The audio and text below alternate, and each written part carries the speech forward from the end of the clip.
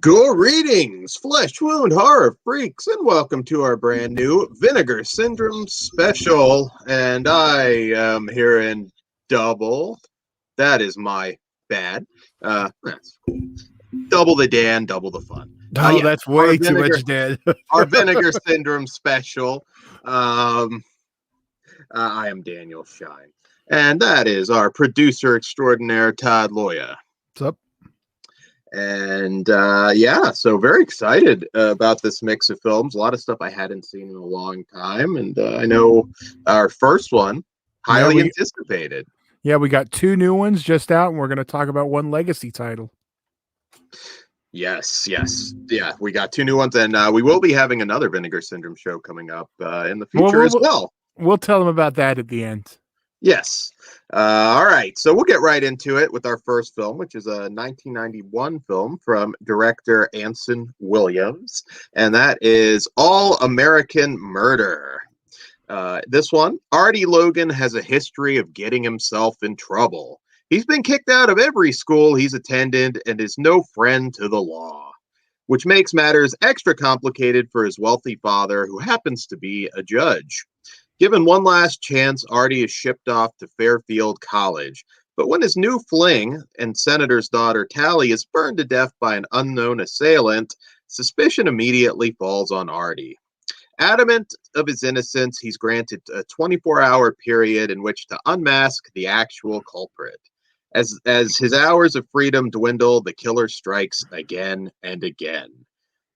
So Todd, I gotta ask, being the old man in the room, was that like standard police procedure back in the early 90s? Just, we'll give you 24 hours, figure it out.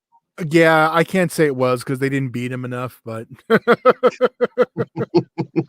was every hostage negotiator like Christopher Walken? I would like to believe that. I would like to believe every police officer was like Christopher Walken. All Christopher Walken's, crime would be gone. You'd have no problems. I think even like the criminals would be like, yeah, man, I just got the shit beat out of me by Christopher Walken, but he was really cool when he did it. The only thing that would suck is if you ask him the time, because I'm not going to reach up there to grab the watch. So this is kind of a Walken flick that I feel a lot of people forget about. I know it didn't really have much of a theatrical run, at least in the US, and it's always sort of been just one of those films that has been out there. People really liked it. A lot really didn't like it, but I don't think you can deny that it's different. It's been criticized for its humor. Christopher Walken is very Christopher Walken in this one, but I think that kind of makes this film. That's like getting mad at Nick Cage being Nick Cage. Walken does Walken, and you just deal with it. Yes.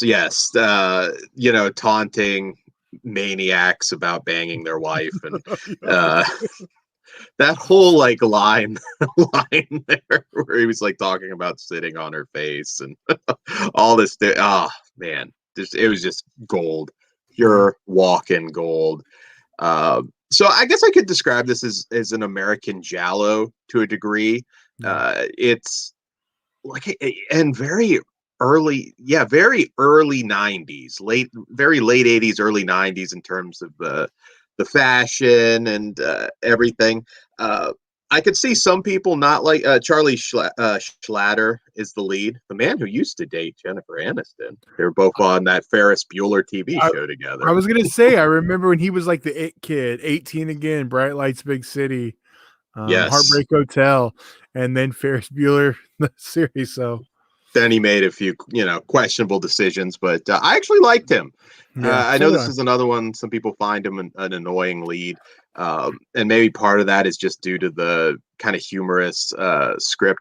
Having said that, though, some of the murders in here are more intense than you would expect from the rest of the film. I mean, this has more than a couple like love montage moments, and like I said, very to the time of the early 90s. And I don't know, this one just works. I actually like this a lot. I remember liking it, but watching it again, I have a ton of fun with this one. You can also kind of find an influence from the thrillers at the time. There's one kill in particular that really felt a lot like Silence of the Lambs, and um, like I said, this is not all light fluff. I mean, people are set on fire. There's a really gruesome Jim kill, and so it still kind of delivers the goods in terms of the gore and everything. So it's hard to pinpoint this one in one genre. I just really loved it, and I thought Walken had great chemistry with Schlatter. Their moments together, I thought, were really good, and the dialogue is very quotable as well. What did you think of this one, Todd? I'm assuming not a first time watch. You know what? I'll be honest. I can't tell you 100% sure. Oh, really? Because it part if it I didn't remember like what was going on, but parts seemed very familiar. So it could have just old age erased part of my memories. But yeah, I loved this one. Chicken nuts. There was one line in it, and I was like, I wrote it down word for word. And I don't know if you wrote this one. When she's talking about when Joanna Cassidy, yeah, from Roger Rabbit, Yes. which we did not mention, when she's talking to Charlie Schlatter and she's talking about her husband. There's the one line that I was like, the look of a man whose soul's been raped. So I was like, Jesus, that is just so much to unpack. We've all been that man at some point in our lives. I mean, My soul is still virgin, so. But yeah, I mean, it is. You nailed it with the American Giallo. A lot of sleaze too, actually, more than you would think. Again, from the beginning. And yeah, it was. I mean, it like you mentioned the look. It's very 90s. Looks great. Directed by Potsy. Yes, that is. Well, happy days for you. Yes, younger listeners. for anyone but me on this show, no one else would have got that one. I don't think. Maybe I got it on repeats. I watched a lot of classic TV at Nick at Night. Are you still waiting for the older brother to come down the stairs? But someone got him. I think maybe the killer in this film. I don't know. Yeah. Yeah, there's nothing but positive things for me to say about this one. I really liked it. It's definitely going to be a fast favorite. Oh yeah. If you like that, and I've been on an early 90s kick anyway, specifically early, and this one just like everything hit. Like it's definitely a time I miss. And this was also Anson did a lot of TV, but I believe this was his only feature film that, I don't know if he did TV movies, but this was his only major movie. And we're using major loosely. Well, it could have been, at that time, who knows? I mean, you got Christopher Walken, you got at the time an It star. Well, I mean, everyone wants it to be. Everyone wants a movie to be a major movie. I'm just saying it wasn't. Yeah, it didn't hit that level that. I don't know if I should say should have. I mean, I know for us, yeah, but even like something like Color of Night, which I consider one of the definitive American giallos, still did not do great here. I think. I don't even remember it in theaters. I mean, I know it was, but like that one, yeah, for a Bruce Willis movie at the time. The only Disney movie you can see Bruce Willis's cock in, so it is very notable. There you go. Otherwise, yeah, I guess only Demi and who's the other girl he dated? I don't know. We won't reminisce over who Bruce Willis is banged on this show, but so also some background on this: the original director was Ken Russell. With Don Johnson in the Christopher Walken role. Oh, it would have been a totally different movie. We would have already forgotten about it. So obviously, Ken Russell is a better filmmaker than Anson. But, now see you say that, though, but it's Ken Russell. It might have been something that we're still talking about. Yeah, that's true. I mean, because you know me, I love horror, the movie. Yeah. Oh But God. he's Yeah. yeah. No, Russell's a genius. Vinegar Syndrome, please rescue. Never mind. That's The Lionsgate. Devils. The Give us the Devils. Yeah. Devils. That's Good version of that. got to get it out of Warner's cold dead hands. And I mean, yeah, there's stuff you can pick at the motivation for the killer, and this isn't like a perfect like prestige film. It's not King of New York. Certainly Walken's done bigger movies, but I just had a blast. I thought this movie was entertaining as hell and just had so much going on. And Also, on the extras front, we have a commentary track with The Hysteria Continues, which is a really good film. It's funny, they make a point in that commentary that I thought of, is comparing it to They're Playing with Fire, a Sybil Danning film, which is Oh also yeah. kind of a really entertaining movie, but kind of hard to say, What sum up genre it is? exactly what it is, because it's got a whole lot going on. So that's one that's a really good double. Yeah, I was gonna say yeah, great double feature, and the Kino released a nice looking Blu-ray, so you can have yourself a very fun night. A very fun night. Yeah, of just awesome movies that aren't easy to be classified. So that was a great commentary track. We also get Being on a Team, an interview with actor Charlie Schlatter. Really fun listen. That runs about 15 minutes. We also get Valuable Experience, an interview with cinematographer Gregory Schaff that runs 14 minutes. And a lot of good info there as well. So movie, I'm going to give a 4.5. I love this movie. I kind of want to watch it again, and that's always a good sign these days, because I don't normally have time to watch something twice. And on the extras, a 5. Yeah, the only thing that could have been better is if you got Walken, and I can understand that's probably Right, yeah. part. I can't see him focused enough and sit down to do an interview. The one thing there I are did Walken stories on the extras too that are hilarious. I won't spoil them. But. I did want to also throw, because I didn't mention it earlier. We have an earlier. Well, yeah, it's an earlier appearance. I mean, she may have done Valerie already, from Josie Bassett, who went on to Melrose Place. Yeah, became a big star on that. Yeah. So. Well, okay, TV star. Yes, movie. I'm good with the 4.5 and extras. I'm a 4.5 all across the board on this one. Sweet. All right. Transfer is beautiful. We did want to throw that out. Oh yes. Yeah. I almost forget to say it at this point because Vinegar Syndrome always slays it. But yeah. I know, I get that, and that's why I'm trying to make a point of, reminding everyone. I don't think they've ever put out a film that disappointed me in terms of quality, and I'm not just trying to kiss some ass here. They just usually it's like, man, I wasn't really expecting it to look that good. I will tell you this: there's probably no other company that can say this.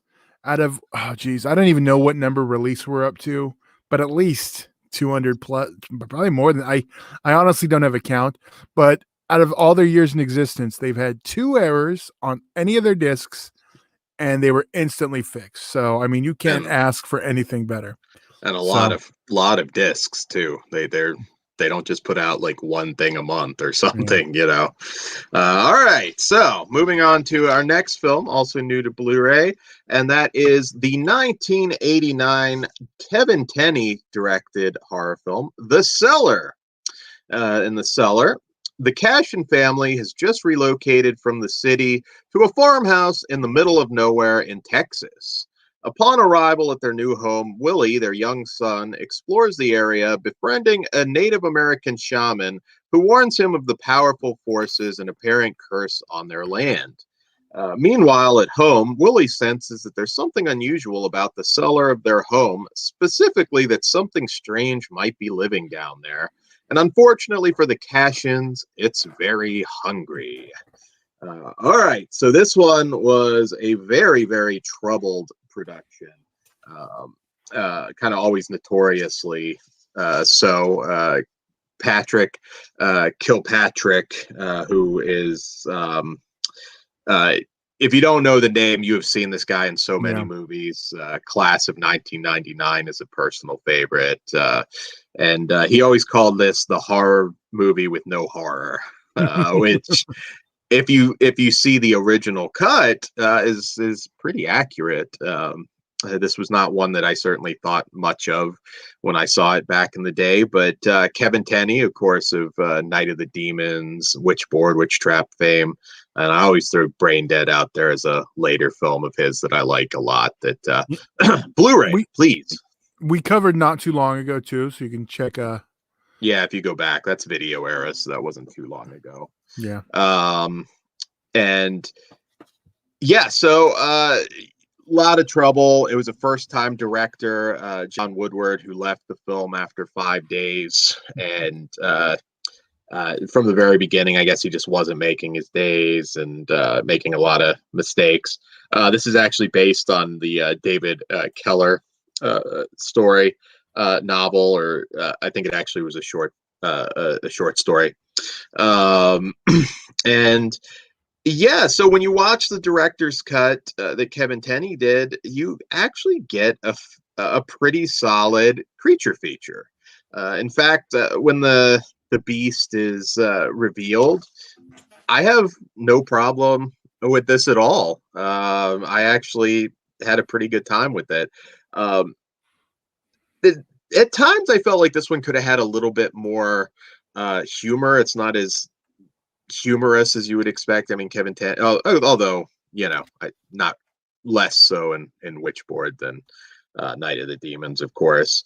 But he definitely rescued this movie, and Patrick Kilpatrick, a very rare good guy role. That guy was always the heel. I'm gonna argue with that fact.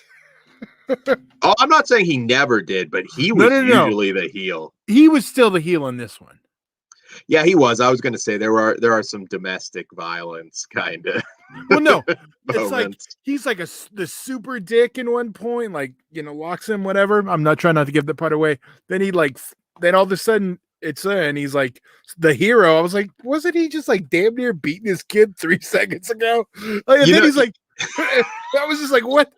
Locking him in the closet. Yeah, but it was kind of entertaining because it was so all over the map. You know what I wanted? I wanted at the end the kid to like come out like Bruce Campbell when he walked out of the pit and he just punched that one like fucking nag in the face. I wanted the kid to do that. I just wanted him to like fucking like cock punch his dad and just have that ending. It's like, next time, listen to me, bitch. But yeah, so yeah, no, I thought the creature was awesome. This would certainly not be the same film now. It would just be some CGI monstrosity. What did you think of this one, Todd? Yeah, it's not my favorite Kevin Tenney film, but it definitely has been rescued, and it's a there's still a few issues, but it's like you said, it's an entertaining creature feature now. And watching the other version and finally seeing this one, it is like night and day. And if you really want to torture yourself, there's the producer's cut, but it does have a commentary, so you can kind of where they shit on it. Yes. Yeah, basically. But yeah, it feels at home in the Vinegar Syndrome catalog. They have Witch Trap also, so you got a couple from Kevin. So I think if you like Kevin's other stuff, it's going to be closer to Witch Trap than Night of the Demons. Oh yes, definitely. It's definitely not that level, but you do have to give him credit for what he did. And if you were burned with this movie back in the day, like I said, now, if he have had the reins from the beginning, you might have actually have seen something great. Yeah. It's not great, but I was really happy with the creature portion. I enjoyed the actors. Like I said, Patrick Kilpatrick's role is a little like all of he goes from father knows best to get in your fucking room. I was dying. I was like, good parenting back in the day. He never actually hits the kid, though. I do want to point that out. I say domestic violence, but it's more just like, I'll lock you in here until you stop talking about monsters. Psychological violence. Psychological violence, yeah. So, yeah.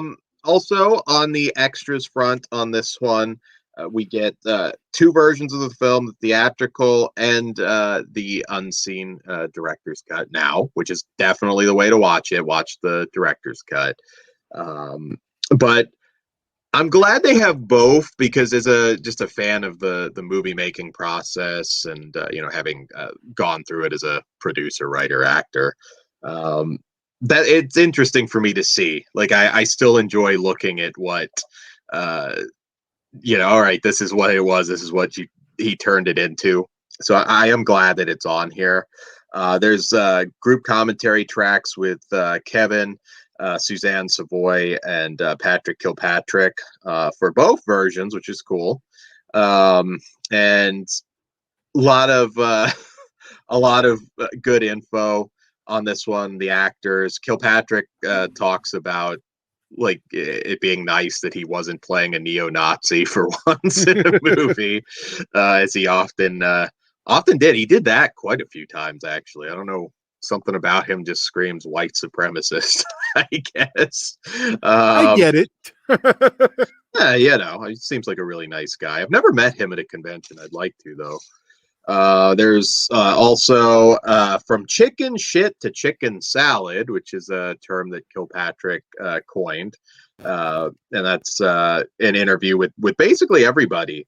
It runs 46 minutes. It's a really nice piece. The effects guy talks about it and is naturally wasn't thrilled with the movie. So I'm gonna just to go as high as I can on the extras. The extras, I would definitely give a 5 on this, which would have been interesting maybe to, I guess, see the original director. Although in this case, I can understand why he might have passed. And the movie, I'm a 2.5 on the movie. Okay. It's average, but when you get to the creature stuff, it's actually pretty entertaining. Little uneven, as you'd expect, director coming in into not the middle, but into the process. But yeah, it's a fun watch. What about you, Todd? I'm a little higher only because I think that adds to the fun of it's uneven. Like I said, when that turn, I was like, what the fuck just happened? I was dying. So I'm going to give it a 3. It's a solid 3 for me. And yeah, extras. I wish more extras were like this. So to get like the nice little documentary versus broken up into separate interviews. I like when you get like it presented as one. So I love that they did that on this. And it was a great piece. And you didn't need to have a bunch of interviews, and you don't have to. If you give one comprehensive doc, that's all I ask. And yeah, it's plenty. Yeah, it could have just been that. And like I said, this is one of those movies. Even if you don't love the film, you will probably still be glad you picked it up because there's a lot of good making of footage and the commentary track, which obviously there's a lot to dive into on this production. So yeah. All right. Well, before we jump into our legacy title or our retro, whatever you want to call, I just want to real quick. So on Black Friday, they're going to do Vinegar Syndrome will of course be doing their Black Friday sale or halfway to Black Friday sale. Let me get that right. We're only halfway. So we'll be going live an hour before. So, and we're going to be reviewing which set is it, Dan, that also came out this month? I know the top of your head. Homegrown horrors. Yes, homegrown horrors volume 1. Yeah, I didn't mean to throw you under. No. I was pretty sure I didn't have it sitting here because we weren't reviewing it tonight. But I was like, okay, make sure I get this right. Yes, yeah. Homegrown horrors volume 1 with Beyond Dream's Door, Winter Beast, and Fatal Exam. But So we're gonna do that, and then we'll react to the new Vinegar Syndrome titles. We're gonna get to find out what they are. I think we're having a couple. 4 legacy slipcovers and 2 VSAs. And Nice. we don't know, what's what. I know there's speculation. And this is nothing I know, nothing I've heard. For some reason, my gut says we're going to get Lust for Freedom on a VSA. It may just be wishful thinking. But with them like doing the Troma deal again, and this is one of the only ones that went out of print that hasn't came back into print. So I'm hopeful that's, and this feels like a good one for a blue or VSA in particular. Limited and so many. So absolutely, and a good pick. I think there might be some other reasons why you picked this one, but we'll get into that. It's definitely a Todd film. Well, like I said, I was going between, and for some reason they were both Troma, so it's just in my head because I'm hoping for Sugar Cookies Legacy slipcover. Yes. So, Lynn, beautiful Lynn. Yeah. All right, so we'll get right into it. Our film today is Lust for Freedom, which is a 1987 women in prison picture from director Eric Luzel. And this film, after her boyfriend is brutally murdered in a sting operation, Special Agent Gillian Cates is implicated in the slaying and is sentenced to prison. While behind bars, she discovers a shocking web of corruption and begins to plot a bloody revenge in this action and TNA-filled Troma classic. All right, so how can you go wrong with female wrestling inside of a women's prison? And I'm just going to say this now. We need to have Ozzy call that match. I'm going to make that happen. just that segment. He's just going to call it like it was a regular match. Maybe what are you going to do when somebody in the prison like grabs the back of his hair and gives him a, I didn't mean sorry, actual. I didn't mean that. I meant in the. Oh, movie. I thought we were booking something here. Hey, if we could get a prison booking for UEW, it'll happen. Yeah. Prisons out there need a night of wrestling. There you go. There you go. All right. So Lust for Freedom. So women in prison feature. This one certainly lives up to the sleaze naturally. Miss Pusker, you've got the very nasty, masculine female guard who likes to take her frustrations out on the prison population. A lot of very memorable characters in this one. You've got Judd, who is sort of, I guess, the procurer of these women for the sadistic warden who likes to make his own sadistic home movies. I love this one when we have the beautiful Michelle Bauer in a little cameo with adult film starlet, which she was also an adult film starlet. People forget Cafe Flesh was one of the all-time great 80s adult films. And Crystal Breeze is in their love scene together in this one. Are you sure you didn't pick this one, Dan? Because if we really think about it, we have wrestling and lesbians and nudity. So you sure? And torture. And torture. I think it checks maybe one or two more boxes for you. But I don't know. I definitely enjoyed that scene. And if I'm not mistaken, the lady in the wrestling match was, I don't want to just refer to her as the big girl, but she was in Glow, I believe. She was Glow. She had a couple names, and they're two big girls. Yeah. Well, no. Queen Kong was like her non-Glow name, and her Glow name was Matilda the Hun. Matilda the Hun, yes. Yeah, but she's billed a lot more as Queen Kong. As Yes. yeah, it's like WWE. They owned Matilda, so she got to be Queen Kong on the Indies. And yes, Darren, that shower scene was money. Yeah, no, I mean this checks every box. A lot of women in prison films are, obviously very similar. We love them, but we'll throw it out there. A lot of them are similar and blend together. But I thought this had more memorable characters than most. Very sleazy. Lots of what you would expect from this kind of film. But there's also some decent action too outside the prison. We get some car chases and what have you. And I had a lot of fun watching this again. I really would hope that this might be one, since it was an early DVD, that will get a Blu-ray. I would not be shocked at all if you're right. I hope I am. I hope I am. There's like it's right for VSA. Like I know there's a lot more bigger titles. I mean, people from the Trauma catalog, there's tons of stuff people would like to get, but I don't think Trauma's going to give up. But I would, and this is one I have seen in HD because it was in HD on Exploitation TV way back, if everyone remembers that. So yes, something I hope they bring back one day. I think they maybe just a little too soon. Yeah, I think they were a little too much ahead of the curve. But the thing with this company is it's the content's geared a lot more towards physical collectors, because Joe Schmo's not going to want to watch Lust for Freedom or Wild Wilderness on a whim, which they should. But Joe Schmo can suck a cock, because this is classic Americana. God damn it! So fuck you, Joe Schmo.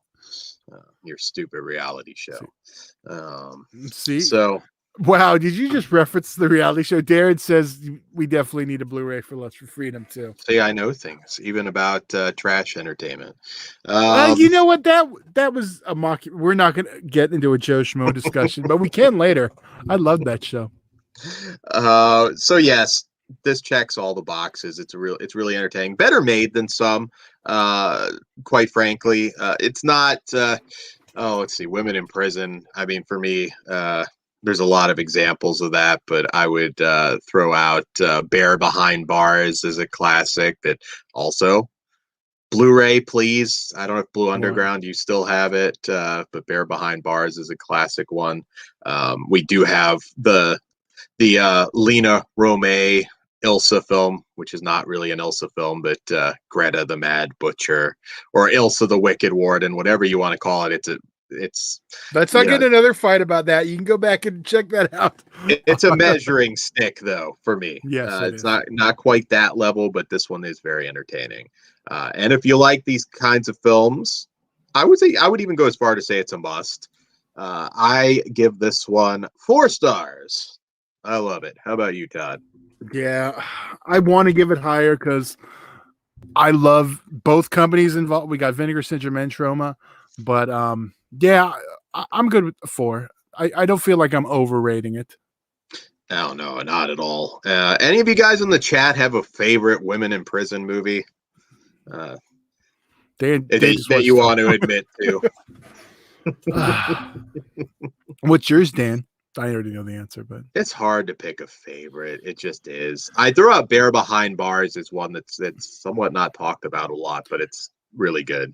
Because you asked me right now, this is the first thing that popped in my head, and that is Chained Heat. Chained Heat. I would love to. Those are ones. Can we get a Blu-ray box set of the? There was that one, Red Heat, not the Arnold Schwarzenegger movie. Just those two. There was that Severance set that had those two with a third one, and I can't remember the third one, but and it's not a women in prison movie at all, but I don't know. I just immediately had this thought come to mind. Hell Block 13 with Trauma film, Gunnar Hansen and Debbie Rochon. It's an anthology horror film, but there's a scene in there that I still love to this day, where he's like walking down the aisles, and he'd look at each girl and he'd go, bitch. Then he'd walk, slut. Then he's like, whore. It's we need funny. We need that clip so we can play it whatever we want. Maybe an intro theme, which for whenever we do a Trauma show, that'll be in there. yes. When I'm on like a S'mores Indoors or whatever, my intro is some little indie dude doing a moonsault off of a fat dude's stomach, which is so I need something better. I need something better to send out to everyone. Well, Darren said Reform Schoolgirls. That is a good one. Yes, that's top 10 probably. You know what? Sure. We're doing another women in prisons this show. We are, another Jess Franco show too. Yeah. I don't know. So like I said, Linda Blair popped in my head as the first thing, but I know there's other ones I like more. But we need more women in prison films these days. It's gonna have to happen on the indies for sure, but we need more. More. You don't think we can get a big budget remake of Chained Heat?